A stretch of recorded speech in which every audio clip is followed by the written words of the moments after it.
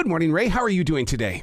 I'm well. How are you? Absolutely fantastic. Right away, I got to tell you that I'm inspired by the fact that you audition from your car. And the reason why that it brings such a delight to me is that that's how I once interviewed Yoko Ono, was from the front seat of a car. Nice. Yeah. I actually like go in my car and record music sometimes, or like work on music sometimes, especially if it's late at night. So I don't get noise complaints and stuff. But yeah, I didn't do my actual audition from my car, but I do stuff in there, and it was part of my story. So. Well, to me, it's the greatest Thank sound. you. It's the greatest sound studio there is, because there's just a sudden sound of numbness in there, and you can do so many things in there. Exactly. Yeah. I mentioned that during one of my interviews. I'm like, the acoustics are a lot better than you would expect them to be. So yeah, it's kind of like that studio soundproofing in the car, which I didn't expect when I first, got the idea to do that. So yeah, it's definitely been helpful. Falling in love with music. How did you know that you were in love? I think that I got a feeling. It made me feel good. It made me excited. I started out doing like choirs and kind of doing some classical training stuff at a performing arts school. And it was just always something for me to look forward to, and I kind of was, I wouldn't say I was a bad kid, but I would get in trouble at school sometimes and, get into things here and there. And, when I started doing like music and theater, that's all my focus was on. So, it kept me out of trouble, kept me making good grades because I wanted to be a part of those things. So yeah, it's definitely helped me a lot.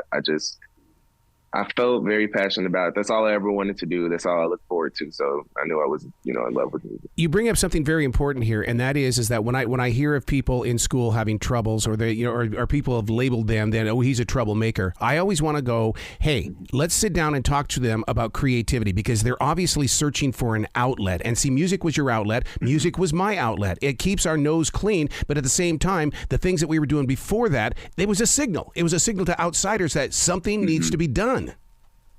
Mm-hmm, exactly. Very much so. And I think the arts in schools especially is extremely important, because if there weren't arts in school, I don't think I would have gotten the training that I got, or, learned about classical music and musical theater. I would have never knew about those things. So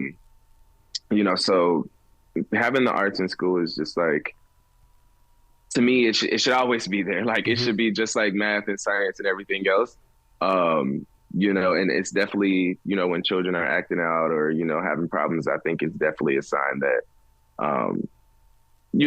a cry for help. But then, I also feel like there's somewhere else that they want to put their energy, or that they could put that energy. So yeah, because Native American spirituality has taught me that when the medicine man was ready to share his lessons, he was always looking for the out of control kid, because they had the courage and the confidence to be seen and to affect other people. Mm-hmm. And I see music people as being just that you have got the strength and the medicine inside your heart to help heal people you don't even know.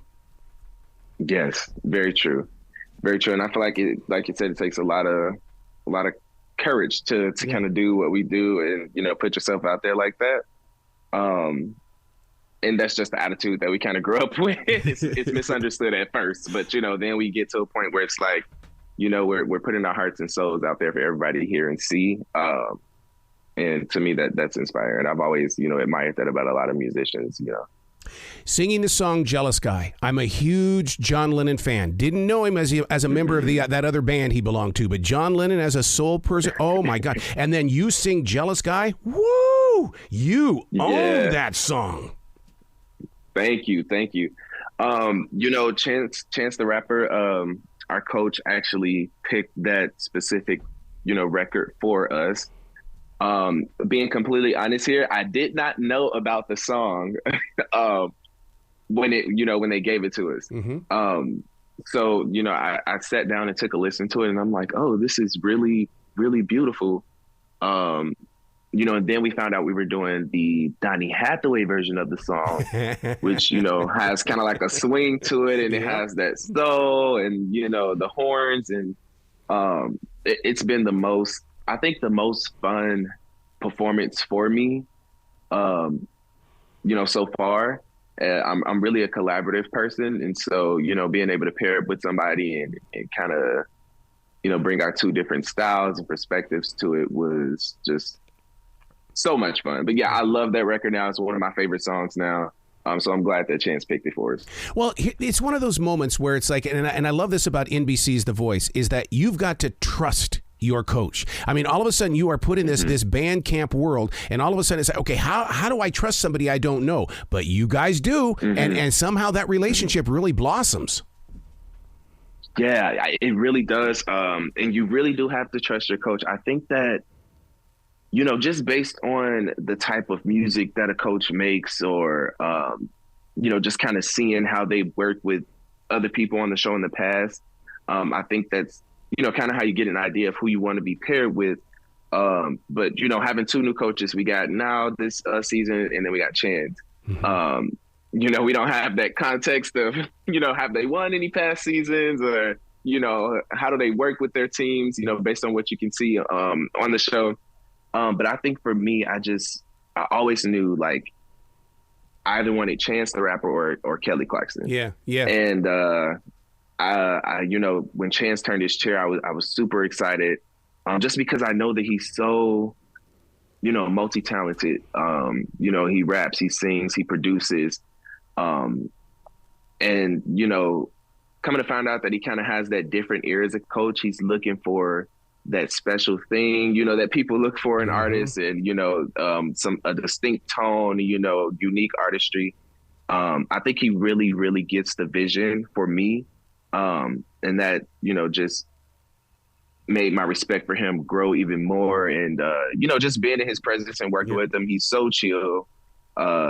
It feels like you hanging out with a friend, it never feels like pressure or anything like that. And he's super collaborative. He always wants your input and your ideas. Yep.